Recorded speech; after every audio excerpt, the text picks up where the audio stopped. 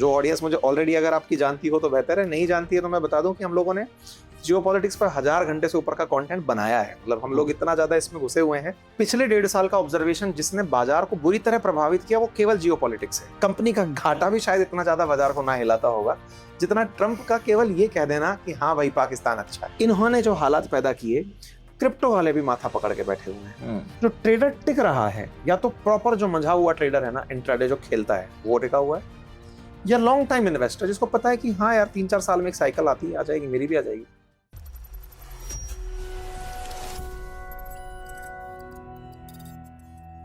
अभी stock market में बहुत चल रहा है धमाल, और सिर्फ अभी नहीं चल रहा है, 2026 पूरा धमाल से मचा हुआ है। और इस धमाल में सबसे मेजर कारण रहा है जियोपॉलिटिक्स का।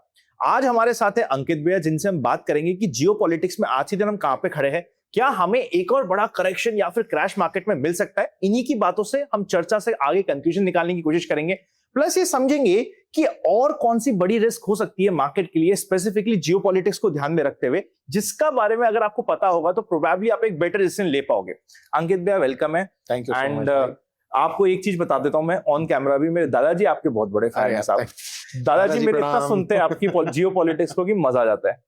ये बिल्कुल फैमिली कनेक्शन है भाई। तो भैया अभी जियोपॉलिटिक्स में हम आज के दिन जब ये वीडियो बना रहे हैं, हम कहां पे खड़े हैं, ईरान का क्या स्टैंड है, पाकिस्तान क्यों बीच में आया, यूएस का क्या है, हम लोग क्या तामझाम चल रहा है, एक बार कंक्लूजन बता दो कि हम आज के दिन कहां है।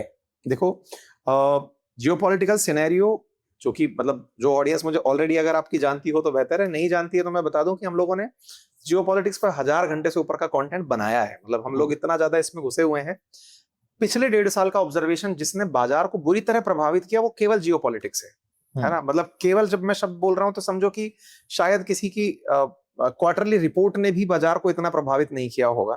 कंपनी के मर्जर, डीमर्जर, कंपनी का घाटा भी शायद इतना ज्यादा बाजार को ना हिलाता होगा जितना ट्रंप का केवल ये कह देना कि हाँ भाई पाकिस्तान अच्छा है, या ट्रंप का ये कह देना कि हाँ भाई 7 जेट गिराए थे। तो कहने का मतलब ये है कि अब जो इन्वेस्टर है ना, जो अपने साथ किसी भी माध्यम से कनेक्ट होकर के कहीं भी इन्वेस्ट कर रहा है, वो खुद भी खबरें कंज्यूम कर रहा है। एक समय था जब सुर्खियों में इंटरनेशनल सुर्खियां सबसे कम आती थी, तो बाजार बड़ा ही अप्रभावित तरीके से चलता था कि दुनिया में क्या चल रहा है चलने दो। तेल की कीमतें जब बढ़ने लगती थी तो बाजार पे असर दिखता था, जिसको हम मंदी वंदी के चक्कर में, जैसे 2000 ये जो फेज गया 2008 वाला जो फेज था, हम में से बहुत सारे लोग, आप शायद बच्चे रहे होंगे, मैं उस समय कॉलेज में था, आईआईटी पढ़ रहा था उस समय में। उस समय प्लेसमेंट को लेकर बड़ा क्राइसिस आ गया था कि प्लेसमेंट नहीं होंगे, कहीं वो समझ ही नहीं आ रहा है कि क्यों हो रहा है ये। अगर उस समय लोगों में ये समझ होती कि जियोपॉलिटिकल घटनाएं बाजार को प्रभावित ऐसे करती हैं तो शायद लोग कन्विंस रहते, अचानक असर नहीं आता। भारतीय लोग लंबे समय तक खबरों के अभाव में बचे रहे, लेकिन अब खुद वो खबरों के कंज्यूमर हो गए हैं। अब वो जब कंज्यूमर हो गए हैं तो हर एक घटना को इतना तेजी से ट्रैक करते हैं कि अगले दिन क्या होगा, चाहे क्रूड के भाव पर, चाहे गोल्ड के भाव पर, चाहे क्रिप्टो के भाव पर, चाहे स्टॉक्स के भाव पर। इतना समझदार है अब ऑडियंस कि वो ये समझता है कि गल्फ के साथ इंडिया का ट्रेड किस चीज का होता है, अगर ये होता है तो एक्सपोर्ट रुकेगा, अगर हॉर्मुज बंद है तो। इतना इंटरेस्टिंग समझदार है कि वो ये तुरंत समझता है कि अगर ट्रंप ने ये बोला है तो ब्रेंट का भाव नीचे आएगा, क्रूड का भाव नीचे आएगा। क्रूड में जो लोग ट्रेड कर रहे हैं वो क्या खेल खेल रहे हैं कि अगर उसने बोला स्ट्रेट ऑफ हॉर्मुज से ब्लॉकेड हट गया, अभी ट्रंप के कुछ इवेंट ऐसे हुए थे कि उसने खुद से अनाउंस किया कि अब कोई वो नहीं है, अराक्ची ने बोल दिया है, ईरान के विदेश मंत्री ने, ब्लॉकेड नहीं है, तो फट से 100 से नीचे आ गया डॉलर उसका क्रूड का भाव। लेकिन बाद में अगले दिन जब वो मना करते हैं तो फिर वो 120 पहुंच जा रहा है। तो मतलब समझो आप, ये लोग थोड़ी भाव पहुंचाते हैं, खरीदार पहुंचाता है ना। क्रूड में जो डील करने वाले लोग हैं, देश तो फिर भी समझदार तरीके से बिहेव कर सकते हैं, लेकिन जो बहुत सारे लोग इंडिविजुअल इन्वेस्टर बनकर के ट्रेड में आजकल घुस गए हैं ना, वो पैनिक के साथ बाइंग और सेलिंग करने लगते हैं। खबरों का असर बहुत तेजी से आने लगा है। हालांकि मैं इस पूरी दौर को ऐसे देखता हूं कि आने वाले समय में ट्रेडर खुद इन घटनाओं को एक साइड इवेंट लेना शुरू कर देगा। उसमें एक मैच्योरिटी डेवलप होने लगेगी कि यार यो यो यो यो चलता ही रहता है, तो मैं जहां हूं वहां ठीक हूं। मैं बीच में अगर रुका हुआ हूं तो नीचे भी जाऊंगा तो वापस यहीं आऊंगा। बीच में अगर आज हूं इन्वेस्ट नहीं कर रहा हूं तो मैं आइडल फेज में ठीक हूं, ऊपर उठ के भी क्या ही कर लूंगा, फिर नीचे आऊंगा। तो इंट्राडे ट्रेडर को हटा दिया जाए, जो रोज के अंदर गिरते बाजार से और उठते बाजार से पैसा कमाना जानता है। उसके अलावा जो लॉन्ग रन का ट्रेडर है, उसको अभी ये फोमो क्रिएट नहीं हो रहा कि मैंने आज इन्वेस्ट नहीं किया तो क्या हो, मर जाऊंगा मैं, मेरा मिस हो जाएगा, या कर दिया तो फंस जाऊंगा। वो नहीं हो है रहा ही नहीं। अरे ठीक है यार, आज नहीं किया तो क्या, अभी 4 साल है ना ट्रम्प, देख लेंगे क्या फर्क पड़ रहा है। तो जब ट्रम्प शुरुआत में आए थे तो क्रिप्टो को लेके इतना गजब का माहौल बना था, लोग क्रिप्टो के अंदर बिल्कुल ये समझने लगे थे कि क्रिप्टो का मार्केट बहुत तेज बूम करेगा, ये माना गया था। ठीक है, अब महज इन्होंने जो हालात पैदा किए, क्रिप्टो वाले भी माथा पकड़ के बैठे हुए हैं। क्यों पकड़ के बैठे हुए हैं? इतनी अनसर्टेनिटी अगर आप बाजार में दे दोगे ना कि लोग अल्टरनेट इन्वेस्टमेंट को भी इन्वेस्टमेंट नहीं मान रहे। आप समझिए, इन दिनों में जो आप सबने बहुत अच्छे से ऑब्जर्व किया होगा, फाइनेंस में इतना लंबा समय काम कर रहे हो, एक समय था जब ये कहा जाता था कि बाजार, जब स्टॉक मार्केट बहुत अनसर्टेन होता है तो लोग गोल्ड में निवेश करने भागते हैं। इन भाई साहब ने लोगों में इतना डर भर दिया कि लोग गोल्ड में भी नहीं जा रहे कि नहीं भाई भरोसा नहीं है, गोल्ड डूब गया तो क्या होगा, है ना। तो क्रिप्टो का भी यही हाल था, अल्टरनेटिव इन्वेस्टमेंट ले रखा था लोगों ने कि चलो ये बाजार डूबता है तो क्रिप्टो में कर लेंगे। आप क्रिप्टो के साथ ही खेला कर दे रहे हो। तो ये तमाम चीजें जो निकल कर आई, वो मेरे अब तक के 1.5 साल के अनुभव में, बीच बीच में तो मैं भी ये कमेंट्री करता था कि अब ये होगा तो इसमें बाजार अच्छा उड़ जाएगा। ट्रंप देवता, आप अभी 2.5 साल और हैं बाजार में। ये सिनेरियो केवल करंट पर मैं बात कर लूं कि नहीं साहब अब स्टेट ऑफ हॉर्मुज खुल जाएगी तो सब सही हो जाएगा, वो भाई साहब अगला युद्ध तैयार लेके बैठा रहता है। तो चलो अब अपन ना युद्ध के रिलेटेड जो मेरे अभी आपके जो अभी तक आपने थोड़ा बहुत बताया उसके अराउंड में क्वेश्चन पूछता हूँ। पहला, क्या यूएस वर्सेस ईरान की वॉर का जो वर्स्ट पार्ट था वो खत्म हो चुका है और अब हम यहाँ से जो भी देखेंगे वो सही देखेंगे? ये कहना सही होगा? कहना मुश्किल है, अभी भी और वर्स्ट हो सकता है। ऐसे समझिए, पिछले साल 2025 के सितंबर में B2 बॉम्बर से हमला करने के लिए अमेरिका आया, बढ़िया हमला किया, इजराइल ने हमला किया, कहा कि हमने नातांज करके जो इनकी जगह है वहां पर पूरी तरह से बम गोले मार दिए, खत्म कर दिया। अब इनके पास यूरेनियम नहीं है। सबको लगा बहुत बढ़िया साहब। उधर की तरफ से ईरान ने भी इजराइल पर गोले फेंके, सबको लगा 5-7 दिन में सब सेटल हो गया, चलो बढ़िया, बहुत बढ़िया, बहुत बढ़िया। इस बार जब ये लोग आए तो 50-60 दिन तक गोले मारे। सबको लगा अब ठीक है, शांति हो गई, पिछले 2 हफ्ते से शांति चल रही है साहब, सीज फायर चल रहा है, अपनी तरफ से एक्सटेंडेड सीज फायर चल रहा है। क्या भय खत्म हो गया साइकोलॉजिकल? नहीं। जब सितंबर के बाद आप इस महीने में आके मार्च में फिर से गोला मार दिए, फरवरी एंड में मार दिए, क्या गारंटी है कि आप अगली बार नहीं मारोगे? मतलब ये है ना कि जिस ऑब्जेक्टिव से आप आए थे वो अभी तक फुलफिल नहीं हुआ है। ऑब्जेक्टिव क्या था? युद्ध शुरू क्यों हुआ था? न्यूक्लियर पावर नहीं बनने देना। यस, ये यूरेनियम तुम्हारे पास नहीं रहना, यूरेनियम नहीं रहना चाहिए। तो जब यूरेनियम नहीं रहने देंगे ना, तो वो पहले सितंबर 2025 में पूरा हुआ ना, मार्च अप्रैल में 2026 में पूरा हुआ, तो जब नहीं हुआ तो ये तो युद्ध चलता रहेगा। इसको ऐसे समझिए, महात्मा गांधी ने जब भारत के अंदर स्वतंत्रता संग्राम चलाया था ना, तो उसके अंदर एक तरीका अपनाया था, संघर्ष विराम संघर्ष की नीति कहते थे इसे, कि संघर्ष करो फिर थोड़ा रेस्ट कर लो, फिर संघर्ष करो फिर थोड़ा रेस्ट कर लो। अब मैं इस वॉर को ऐसे ही देखता हूं, वॉर करो फिर थोड़ा रिलैक्स कर दो, लोगों को ध्यान बटने दो, इधर उधर अपनी प्रॉब्लम्स में जाने दो, फिर एक वॉर इग्नाइट कर दो, फिर थोड़ा सेटल करो। आप देखो ना, लोगों में असर होना बंद हो गया है। आप अपने अंदर हुए इंसानी परिवर्तन को ऑब्जर्व करो। क्या आप अब सेंसिटाइज होते हो रशिया यूक्रेन की खबर से? नहीं, तो न्यू नॉर्मल है, असर ही नहीं पड़ रहा। क्या गाजा इजराइल की खबर से फर्क पड़ता? कुछ फर्क नहीं। अब फर्क क्या रह गया है? ब्रेकिंग इंपैक्ट तक का। जैसे अचानक कल को एक खबर आए कि इजराइल ने सऊदी के अंदर बम फोड़ा, एक खबर है, वो फर्स्ट डे की उठेगी। उसके बाद ठीक है, फोड़ रहा होगा, 2 फोड़ दिए, ओहो 5 मर गए, ठीक है। लोग, मतलब समझिए, इंसान का मरना नंबर हो गया है। तो जिस तरह से ना कहते हैं कि जब वर्ल्ड वॉर खत्म हुआ था तो लोगों में हिप्पी कल्चर आ गया था, ग्रेट डिप्रेशन के बाद भी हिप्पी कल्चर आ गया था, लोग मतलब इन चीजों से बहुत अप्रभावित होने लगे थे कि ठीक है पैसा क्या है। रिसेंटली आपने देखा होगा कोरोना के बाद अचानक लोग धार्मिक हो गए। मतलब चाहे वो धर्म को मान रहे हैं नहीं मान रहे हैं, चाहे वो कुछ भी कर रहे हैं, लेकिन एंजॉय जरूर कर रहे हैं और धार्मिक प्लेस पर जाके कर रहे हैं कि भाई भगवान के नाम पर हम जाकर ढोक लगाया है। आप ऋषिकेश, हरिद्वार, वृंदावन, इन सबको आप उठा के देखो, पूरे टाइम भरे हुए हैं। कारण क्या है? एक ग्रेट निराशा जो है ना, वो एक अलग एस्पेक्ट जीवन का देती है। अभी ना ये ऐसा दौर है जिसमें लोगों को युद्ध का असर होना बंद हो गया है। बाजार में जब इसका असर आना शुरू होगा तो एक बहुत ही लिटरेट ऑडियंस निकल कर आएगी, मेरा पर्सपेक्टिव है ऐसा, जो इस युद्ध से अप्रभावित होने लगेगी। जो कुछ समय के ट्रेडर्स थे ना, वो साइड में ही हट जाएंगे। रिफाइन हो रहा है बाजार, इतने ups and downs, ups and downs, ups and downs. जो ट्रेडर टिक रहा है, या तो प्रॉपर जो मंझा हुआ ट्रेडर है ना, इंट्राडे जो खेलता है, वो टिका हुआ है, या लॉन्ग टाइम इन्वेस्टर जिसको पता है कि हाँ यार 3-4 साल में एक साइकिल आती है, आ जाएगी, मेरी भी आ जाएगी। तो इसमें क्रूड का क्या आउटलुक लग रहा है? क्योंकि अब इसमें अगर अपन ये मान ले कि वॉर तो ऐसी चलती रही और ये न्यू नॉर्मल बन जाएगा, जैसा रशिया यूक्रेन हमारे लिए बना, हमने मान लिया चल ईरान यूएस भी एक न्यू नॉर्मल बन गया, बट क्या इसका क्रूड पे अभी भी इम्पैक्ट चलता रहेगा? क्योंकि क्रूड आप बहुत अच्छे से समझ रहे हो, और क्रूड पे इम्पैक्ट रहेगा तो इंडिया के फिजिकल डेफिसिट भी खराब होगा। वो सारी बातें सही हैं, लेकिन भारत केवल अब स्ट्रेट ऑफ हॉर्मुज से तेल नहीं खरीदता है। 41 कंट्रीज हैं जिनसे हम तेल खरीदते हैं। जब हम इतने देशों से तेल खरीदते हैं तो हमारे पास ऑल्टरनेटिव्स हैं, अभी प्रेजेंट हैं हमारे पास। तो इंडिया ने कुशन किया हुआ है ऑयल की कीमतों को अभी भी। पहले 70 दिन का हमारा खुद का एसपीआर था, स्ट्रेटेजिक पेट्रोलियम रिजर्व था। उसके बाद में ये तेल बचा हमारे पास, एसपीआर बचा। उसके साथ साथ हमने रशिया से फिर से संबंध बहाली कर ली।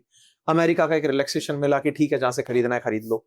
उनका फायदा क्या हुआ ना कि आपको कुशनिंग इफेक्ट समझते हैं इसको, कि यार तेल के भाव दुनिया में बढ़ रहे हैं, हम तक पहुंच रहे हैं थोड़ा कम हो करके, क्योंकि हमने अपने आप को डाइवर्सिफाई किया हुआ है।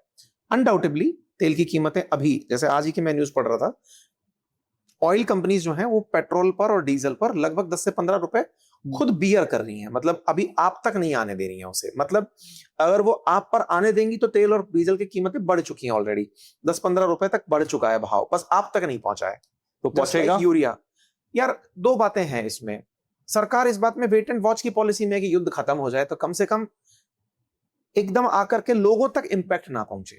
लेकिन आप अगर देखें, जो सहन कर सकते हैं कीमतें, वो लोग कौन होते हैं? फ्लाइट से जाने वाले लोग, पैसे वाले जिनको आप कहते हैं। आप देखिए ना, एटीएफ बढ़ चुका है। जो पेट्रोलियम जो अब यूज होता है हवाई जहाज के अंदर, उसकी कीमतें बढ़ चुकी हैं। मतलब इंपैक्ट जिन पर ट्रांसफर किया जा सकता है उन पर हो रहा है। हो सकता है इसमें रैशनिंग होने लगे थोड़े दिन में। आप तक इस बात को पहुंचाने की रैशनिंग ये होने लगे कि जो पेट्रोल व्हीकल्स हैं उन पर लगा दो, डीजल की कीमत मत बढ़ाओ। सरकार सबसे लास्ट में डीजल बढ़ाती है, क्योंकि डीजल से हमारा कम्यूट जो होता है वो ट्रांसपोर्टेशन बिजनेस के रिलेटेड भी काफी होता है। बिल्कुल तो ठीक बात है। बिजनेस ट्रांसपोर्ट सीधा इंपैक्ट करता है। बोले डीजल पे सबसे एंड में जाने देंगे, केरोसिन पे जाने ही नहीं देंगे, चाहे कितना ही महंगा है, क्योंकि किसान को हो सकता है उससे कोई टच हो। तो ऐसे में पेट्रोल के भाव हो सकता है कि कल को डीजल ना बढ़ा के पेट्रोल के भाव बढ़ा दिए जाए, उसमें एक रैशनिंग ये आ जाए कि बट अगर सरकार बेयर कर रही तो देश के लिए तो खराब ही है इवेंचुअली लॉन्ग टर्म में। तो देखो, सरकार सपोज टू डू इट है, वो वाली बात है। न्यूटन मूवी के अंदर डायलॉग वो नहीं है, राजकुमार राव कहता है कि मैं करप्ट नहीं हूं। इट इज सपोज, यही तो था ना आपसे, आप एक्सपेक्टेड था कि आप करप्ट नहीं होंगे। सरकार से क्या एक्सपेक्टेड है? सरकार अपनी जेब से थोड़ी दे रही है। आपने और मैंने मेहनत से जो टैक्स जमा कराया है, जो हमारे इस समय संचित निधि के अंदर भर के रखा हुआ है कंसोलिडेटेड फंड ऑफ इंडिया में से, उसी में से तो सरकार दे रही है। तो जब आप वहां से पैसा दे रहे हो तो हमने आपातकाल के लिए जमा कराया था। और किस खुशी के लिए हम दुनिया की टॉप 5 इकोनॉमी बन के बैठे थे? क्यों हम कहते थे कि हमारे पास फॉरेक्स इतना है? इसी दिन के लिए था। फॉरेक्स बताने के लिए थोड़ी होता है सुनो हमारे अकाउंट में इतना पैसा है।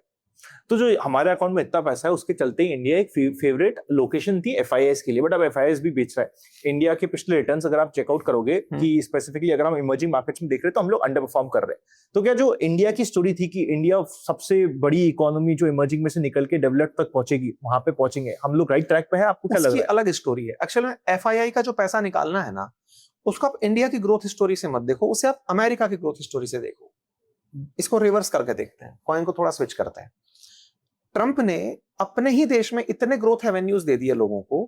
2-3 चीजें एक साथ हुई हैं। देखिए, पेरिस क्लाइमेट डील नाम से क्लाइमेट डील हुआ करती है ना। उस पेरिस क्लाइमेट डील के अंदर जब भी सरकार उन लोगों की रही हो जो डेमोक्रेट्स हैं, यानी बाइडेन वाली पक्ष के, जो ट्रंप के अपोजिशन वाले लोग हैं, वो थोड़े लिबरल माने जाते हैं, पढ़े लिखे लोग माने जाते हैं। उन लोगों की जब जब सरकारें रही तो उन लोगों ने क्लाइमेट को बहुत भाव दिया। क्लाइमेट को जब भाव दिया तो कभी भी पेट्रोलियम कंपनीज के शेयर नहीं चढ़े। क्यों? क्योंकि उन्हें एनी टाइम डर ये लगा कि ये पूरी टाइम कह देंगे कि सोलर पे जाओ। ठीक है, अब रिवर्स चलते हैं। जब हम इसी काम को इधर की तरफ लेके आते हैं ट्रंप के काल में, तो ईवी का मार्केट गिरता है लेकिन पेट्रोलियम का मार्केट बूम पर आ जाता है। क्योंकि ट्रंप ओपनली ये कह देते हैं कि मैं पेरिस क्लाइमेट डील नहीं मानता। ट्रंप ओपनली ये कह देते हैं कि वेनेजुएला अब हमारा तेल हम बढ़िया निकालेंगे, दुनिया को बेचेंगे। किन कंपनीज के स्टॉक्स को फायदा हुआ? जो पेट्रोल निकालने की टॉप 7 सिस्टर जो कंपनी है, उनमें से मेजरली यूएस की कंपनी है, उन कंपनीज के स्टॉक्स में लोगों को लगा कि जब ये ग्रो करेंगी तो मेरा स्टॉक ग्रो करेगा। एफआईआई जब पैसा लेके आपके बाजार में आता है, आपका खुद का इन्वेस्टर ये समझ रहा है कि बाजार मेरा ऐसा फ्लक्चुएट कर रहा है। ट्रंप जो भी इवेंट करता है उससे अमेरिका की इकोनॉमी में डॉलर मजबूत होता है, तेल बिकना तेजी से शुरू होता है, तो तेल कंपनियों के और इनके स्टॉक तो बढ़ने ही है। इसी बीच में ये इतने किस्मत के धनी कहिए या इंटेलिजेंट कहिए कि ये आईटी का लिया है काम, एआई का। आज एआई का जो भी आप कंपनी उठाकर देख रहे हैं, इवन जो एआई की प्रीकर्सर कंपनी है, उसके बाद जो अब सपोर्टिव कंपनीज आ गई, फिर चाहे माइक्रोसॉफ्ट उठा लो, चाहे अमेजॉन उठा लो, गूगल उठा लो, सब एआई पे भर भर के पैसा डाल रही है। तो फिर जो इन्वेस्टर है उसे लगता है कि ये इतने प्रोग्रेसिव है। आप समझिए, इंडिया की आईटी कंपनीज वर्सेस यूएस की आईटी कंपनीज, हम सर्विस प्रोवाइडर्स हैं, वो टेक इनिशिएटर हैं, वो चीजें डिसाइड करते हैं कि क्या करनी है। आपके अभी तक स्टॉक्स में क्या होता था कि इंडिया का सर्विस प्रोवाइडर, चाहे हमारी इन्फोसिस हो, चाहे टीसीएस हो, ये बढ़िया सर्विस देते हैं, बढ़िया सर्विस देते हैं। तो लोगों को थॉट क्या थी कि यार यही सर्विस देते रहेंगे, बाजार इनका बड़ा बनेगा। आपने एकदम मेरा बाजार खत्म कर दिया। एआई से कॉल कर लो, सॉफ्टवेयर डेवलप कर लो, क्लाउड सारा काम खुद से कर दे रहा है, आईटी के स्टॉक धाड़ धूम नीचे आ रहे हैं। जितना कोई समझ जाएगा आईटी के स्टॉक्स को, बाजार उतना बिगड़ रहा है। उधर की तरफ चलो, उनकी आईटी क्या कर रही है? इनोवेशन बना रहे, इनोवेशन कर रही है। तो उनके इनोवेशन में इन्वेस्टर क्या सोच रहा है कि इनका काम, तो भाई अपने देश में, देश के अंदर क्या समझाया गया कि आईटी क्या काम करती है? बोले साहब हमारे देश की आईटी काम करती है सर्विस देने का, कि आपको कोई प्रॉब्लम है सॉफ्टवेयर रिलेटेड तो हमें दो। वो कह रहे हैं कि हम ऐसा एआई बोट ले आए, आपको सॉफ्टवेयर की जरूरत नहीं है, वाइब कोडिंग कर देगा। तो ऐसे में जब वो वाइब कोडिंग का सामान आपके सामने लेके बैठे हैं, तो बताइए ना, निवेशक कहां जाएगा? इसका फ्यूचर देखेगा कि उसका फ्यूचर देखेगा? तो एफआईआई के जाने के कई कारण हैं। उनमें से एक जो ग्लोबल अनसर्टेनिटी है कि भारत का बाजार किसी और बाजार से प्रभावित हो रहा है, तो एफआईआई फिर सोचता है कि चलो उस बाजार में चलते हैं जो बढ़ रहा है। अब क्या केवल यूएस भाग रहा है? वो नहीं, आप ताइवान का बाजार उठा के देखो, जो आईटी पर चले गए, एआई पर चले गए, जो सेमीकंडक्टर्स का काम कर रहे हैं, उनके स्टॉक्स में व्यक्ति भाग रहा है। ऑयल, क्योंकि इन दिनों की क्रूड गोल्ड हो रखा है ऑयल, तो उसमें इन्वेस्टमेंट करने भाग रहा है। हम लोगों के पास ऑयल है ही नहीं, तो क्या भागेंगे उसमें? एफआईआई को आप उस तरह से मत देखो। तो मतलब ये एक आपके हिसाब से भी ट्रेंड अभी कंटिन्यू चलना चाहिए जब तक कोई हम कुछ सिस्टमैटिक चेंज नहीं कर देते इसमें, राइट? मतलब अभी आपको फिर से, जैसे आप कहते हैं ना 1991 में इंडिया को गोल्ड बेचना पड़ा था। क्यों बेचना पड़ा था? बोले गल्फ वॉर चल रही थी। ऐसे ही इस समय क्या चल रहा है? बोले फॉरेक्स रिजर्व कम हो रहा है, डेफिसिट बढ़ रहा है। क्यों बढ़ रहा है? बोले साहब वॉर चल रही है। तो भारत जो 87% ऑयल इंपोर्ट करता है, उसके लिए रातों रात कुछ नहीं बदल जाएगा। हमारे देश की जितनी भी विजनरी गवर्नमेंट रही हो, चाहे उन्होंने कितना ही डाइवर्सिफिकेशन किया हो, फिर भी अगर आपको 40% ऑयल जो है वो स्टेट ऑफ हॉर्मुज से मंगाना पड़ रहा है, इसका मतलब आपने इतना ही डाइवर्सिफाई किया है। तो चुनौतियां रहेंगी खड़ी हुई। अब इसमें एक फाइनल, इस कंप्लीट ये वाले सेगमेंट के कंप्लीट कंक्लूजन की तरफ जाते हैं। कंक्लूजन ये हो रहा है कि आपने दिक्कतें बता दी, सॉल्यूशंस बता दिए। अभी इंडिया की जो पोजीशन थी वर्ल्ड इकोनॉमिक्स में, वो भी फिसली है। तो क्या हम वापस से बाउंस बैक के लिए रेडी होंगे? और होंगे तो कैसे होंगे? 100%। आप समझिए, क्या सर्विस करेंगे, मैन्युफैक्चर करेंगे? हम केवल तेल की कीमतें कम करेंगे, हम फिर बढ़ जाएंगे हमारे। आप समझिए कि आज इंडिया की इकोनॉमी को असर जो अभी देखा कि ग्लोबल रैंकिंग गिरी, इसका फर्क पड़ा। क्यों फर्क पड़ा ना? रीजन है, अब आपका ट्रांसपोर्टेशन महंगा हो रहा है, आपको बस पता नहीं चल रहा है। आपकी चीजें लिमिट में आती जा रही हैं, मजदूर घर लौट रहा है, कहीं ना कहीं वो प्रभावित हो रहा है, डर रहा है, उसमें फियर का माहौल है। देखिए, बाजार में लीडरशिप की जरूरत कब होती है? जब आपको ये मुझे सेंस भी देना हो कि आप सुरक्षित हाथों में हैं। सरकार ने चाहे नोटबंदी की हो, तब भी आपको ये सेंस दिया कि सुनो, परेशान हो, परेशान मत रहो, सुरक्षित हाथों में हो, बचा ले जाएंगे। कोरोना आया, दुनिया डर रही थी, सरकार आपको क्या सेंस दे रही? चिंता मत करो, वैक्सीन ले आए हैं, बच जाओगे, चिंता मत करो। लीडरशिप आपको सुरक्षा देती है। जैसे आपने पूछा ना कि 10 रुपए भाव बढ़ तो गया, हम तक कब आएगा? सरकार अभी भी आपको सुरक्षा दे रही है, चिंता मत करो, हमारे पास है पैसा, हम हैंडल कर रहे हैं, डरो मत। लेकिन आप और हम सुपर सेंसिटिव हैं। कोरोना के काल में बहुत से लोग घबरा घबरा के मर गए। स्टॉक के अंदर भी तो इन्वेस्टर आदमी है ना, वो डर डर के इन्वेस्ट कर रहा है कि अरे यार पता नहीं क्या होगा यार। तो उसका जो फियर है ना, तो अभी तो आप आम आदमी से बहुत जुड़े रहते हो, बिकॉज आपका टॉपिक भी ऐसा है और आप समझाते भी बहुत प्यार से। आम आदमी क्या मिस्टेक कर रहा है स्टॉक मार्केट में, जो आपको दिखता है? आप अभी बात करते हो, मैं जब भी आपको देखता हूँ किसी न किसी से बात कर रहे होते हो। हाँ, के लिए तू बता यार। मेरा जो ऑब्जर्वेशन है ना, आम आदमी खबर देखना बंद करे यार, और डे वन की ट्रेड ना। हम आपको तो देखते हैं खबर के लिए। आप हम नहीं बचे ना। आप औरों को जिनको जरूरत है, आप उन तक खबरें पहुंचा रहे हैं। मेरा कंसेप्ट, मतलब मेरा जो ऑब्जर्वेशन रहा है कि हर दिन को ट्रेड को मॉनिटर मत करो, हर दिन अपना अकाउंट बैलेंस मत चेक करो। पोर्टफोलियो बना रखा है, चलते रहने दो, जब जब बाजार गिरे और पैसा डाल दो। भारत को रोक कोई नहीं सकता। फ्यूचर ब्राइट है, हम ग्रो करेंगे। थोड़ा लॉन्ग विजन के साथ चलते रहो। थोड़ा लॉन्ग मतलब आप कितना कह रहे हो? 2-4 साल? जो साइकिल होती है इकोनॉमी में, जिनको साइकिल कहा जाता है, साइकिल जब आएगी आप बढ़िया लेके निकलोगे। मतलब एक हमारे स्टॉक के इन्वेस्टर्स को सिंपल सी बात समझ में आनी चाहिए कि इंडिया ने ऑलरेडी 85,000 का आप सपोर्ट और रेजिस्टेंस की बात करते हैं ना, तो रेजिस्टेंस तो ले रखा है ना ऑलरेडी, वहां तक जब तक नहीं पहुंच रहा तब तक तो सेफ एंड में ही हो ना, फिर स्ट्रेस किस बात का है? नहीं मतलब भाई भारत के सेंसेक्स ने 85,000 का अंक छुआ था, आज 78,000 पे खड़े हो आप। अगर आज भी सेंसेक्स के अंदर ही ट्रेड कर रहे हो, वहीं का ही उसका ही सेंसेक्स ट्रेड कर रहे हो, वो तो बढ़ के एक दिन वहां जाएगा। रेजिस्टेंस का मीनिंग क्या होता है? जब आपने एक बार इतना ले लिया है तो जाओगे ना। पॉलिटिक्स जैसे बातें कर रहे हो आप यहाँ पे, एकदम वो सिंपल करने की कि यहाँ तक तो अब जाएंगे, इतनी सीटें मिल गई तो अगली बार इसको तो एम करोगे इसे आप वापस से। देखो आप ऐसे समझो, आपको जब ये पता चल जाता है कि ये स्टॉक इस लेवल तक जा चुका है, तो आपको खरीदते समय स्ट्रेस नहीं रहता। क्यों नहीं रहता? कि हाँ, अगर बीच में कोई कहेगा नहीं नहीं बस यही रेजिस्टेंस है, अब ये वापस आएगा, नहीं आएगा, बोले यार जा सकता है, जा सकता है, आपके अंदर थॉट क्यों बन गई? क्योंकि एक बार इसने हाई टच किया है और हाई कोइंसिडेंशियली नहीं किया, लंबे समय तक वो टिका है बाजार। फिर जैसे ही हमारे टैरिफ हटने की बात आई, 80,000 फिर पार करके 82,000 चला गया था। इसका मतलब वो रास्ता तो जाना चाहता है, तो जाना चाहता है, this is the best time to invest. तो मैं तो बोलता हूं, और ये आप पैटर्न भी आप ऑब्जर्व करिए कि FII वर्सेस FDI, जब अपन इंडियन इन्वेस्टर्स की बात करते हैं, डोमेस्टिक इन्वेस्टर्स की बात करते हैं, जब जब बाजार नीचे गिरा है, डोमेस्टिक्स ने खूब ज्यादा पैसा लगाया है। और ये भारतीय लोगों की समझ है कि वो ये समझ गए कि लोज में एंट्री करनी होती है।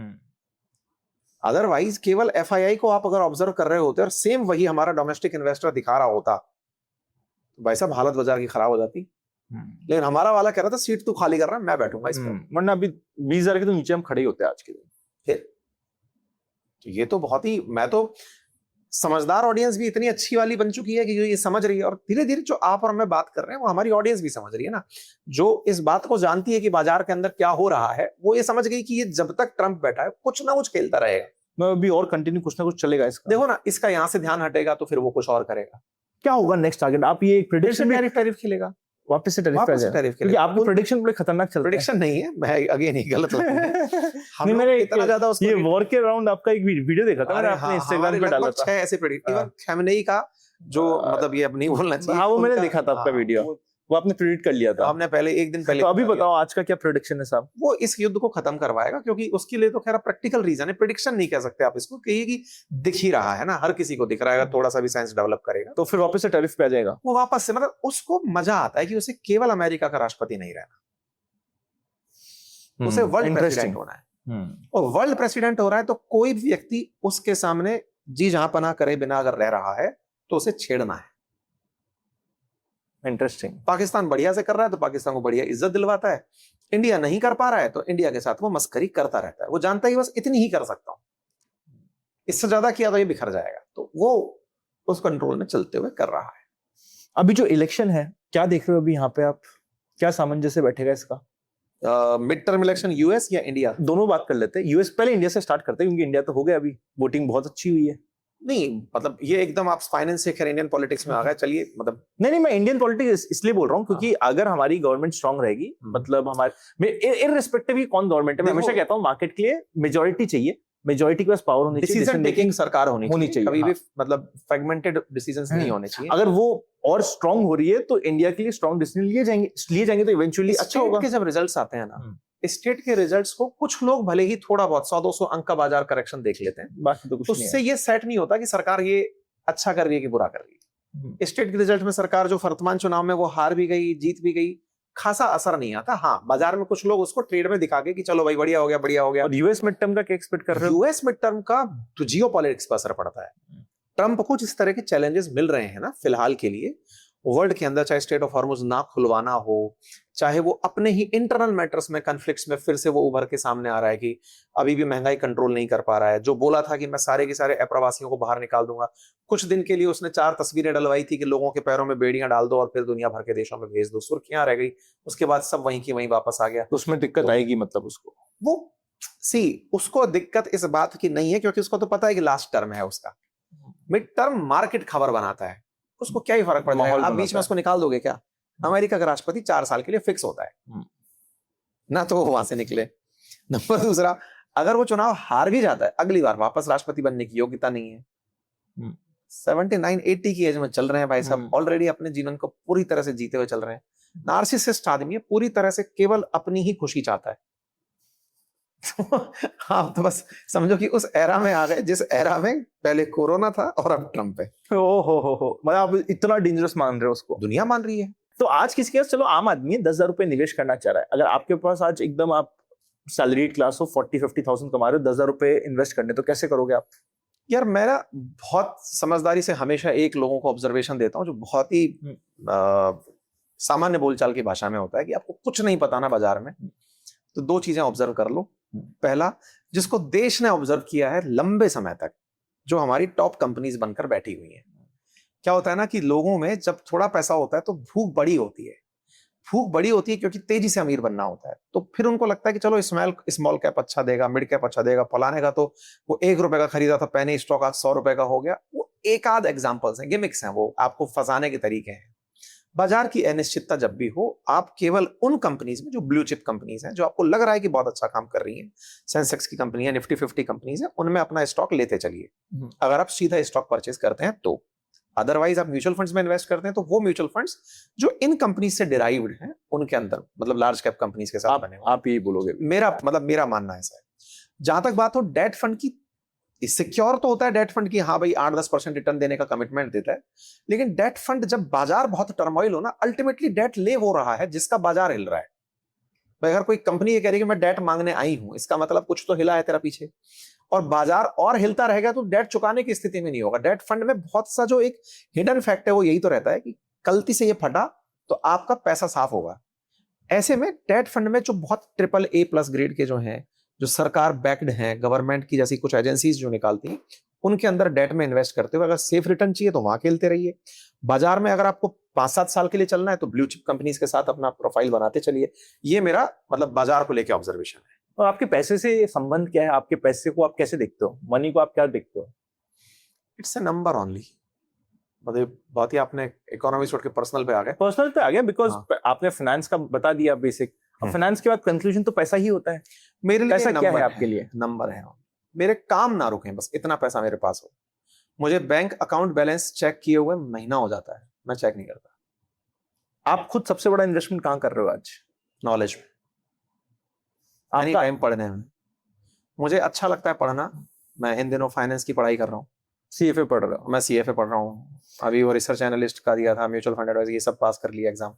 मुझे पढ़ना पसंद है और मुझे ऐसा लगता है कि असली करेंसी वही है, क्योंकि बाकी सब चीजें आपको अगर सब कुछ आपसे ले लिया जाए, बस दिमाग चलता रहे, तो आप फिर से सब डेवलप कर सकते हो। सब कुछ है और दिमाग नहीं है तो आप कुछ भी किसी भी यूज के नहीं हो। आपका सबसे बड़ा फाइनेंशियल एसेट कहाँ है आज? In what sense? मतलब कोई घर है, गाड़ी है, घोड़ा है, FD है, म्यूचुअल फंड ये है? प्रॉपर अभी लास्ट टाइम जब हम रघुराम राजन जी के साथ बातचीत कर रहे थे तो उनसे भी ये बहुत अच्छा कंक्लूजन निकला था, वो भी मैं शेयर करता हूँ। फंड डाइवर्सिफिकेशन में मैं बहुत ज्यादा बिलीव करता हूँ। डाइवर्सिफिकेशन से मतलब मैं लैंड में भी इन दिनों अपने इन्वेस्टमेंट का प्रोपोर्शन उसी तरह से कि चलो म्यूचुअल फंड में इतना परसेंट है तो लैंड में इतना है और FD में इतना है, प्रॉपर तरीके से बांट के चल रहा हूँ। फिर भी देखोगे सबसे बड़ा नंबर कहाँ निकलेगा? बराबर ही निकलेगा। बराबर से। इन दिनों का स्टेट्स तो यही है। मैं FDs भी इन दिनों बराबर बचा के चल रहा हूँ। नेम वर्सेस फेम, क्या चूज करोगे? अल्टीमेटली बात तो एक ही है। नहीं सॉरी, मनी वर्सेस फेम। हाँ। मनी वर्सेस फेम, आप क्या Fame. चूज करोगे? फेम। Fame. क्यों? अगेन पैसा बहुत है। जिनके पास पैसा है ना, नहीं जिनके पास पैसा है ना, उनको रेस्पेक्ट मिले जरूरी नहीं है। मैं एक्चुअली हाँ। एक टीचर रहा हूं और टीचर की हमेशा जो सबसे बड़ा डोपामाइन होता है ना, वो संतुष्टि होता है, जो सामने वाला बच्चा सुन रहा हो, ऑडियंस सुन रही हो, और वो जब आपको देख करके अपने अंदर इस सुख को धारण करेगी, आहा समझ में आ गया, वो जो भाव है ना, वो फिर आपको रेस्पेक्ट तक लेके जाता है।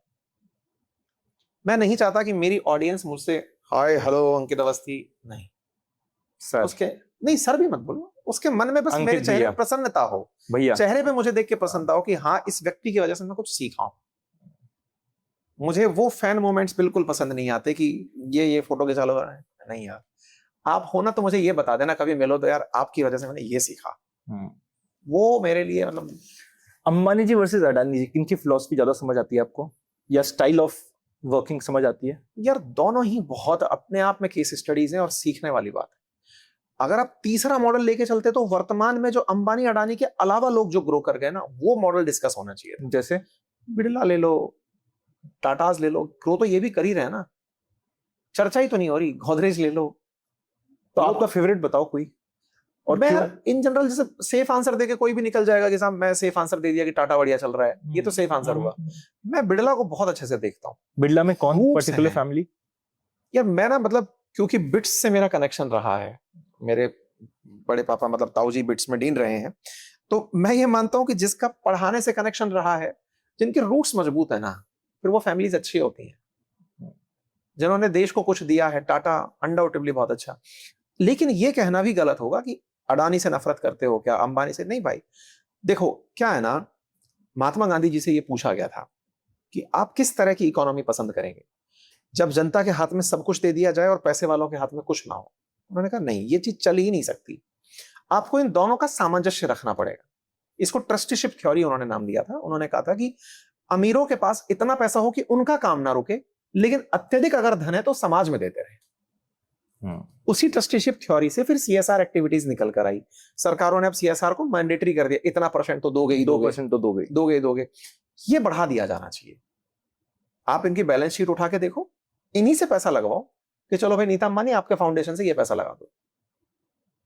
इनके प्रॉफिट्स में से सीएसआर, जो सरकार की आज सेंट्रल स्पॉन्सर्ड स्कीम होती है सीएसएस स्कीम, सीधा सीएसआर से चलाओ कि सुनो एक स्कीम अडानी तुम चलाओगे बेटा, मनरेगा का सारा पैसा अंबानी तुम लगाओगे। दो बातें होंगी, इंफ्रास्ट्रक्चर में भी कंट्रीब्यूट करेगा और देश की इकोनॉमी को भी बूस्ट करेगा। क्योंकि क्या होता है, प्राइवेट प्लेयर जब आता है ना तो ऑप्टिमम यूटिलाइजेशन ऑफ रिसोर्स करता है वो, मतलब पैसा तो दे रहा है। अगर आपने सपोज अंबानी को कह दिया, अडानी को कह दिया कि भाई तुम गवर्नमेंट की स्कीम में करो, तो ये तो आपने इनडायरेक्ट टैक्स ही वसूल कर लिया।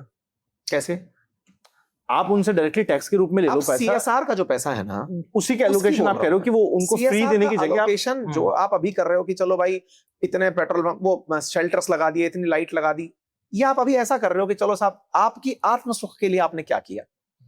मैं बोल रहा हूं आत्म सुख तो आपको इस बात से भी मिलेगा ना, इतने लोगों का राशन दे दिया, नहीं मिलेगा। इतने लोगों को मैंने रोजगार दे दिया, नहीं मिलेगा। मिलेगा।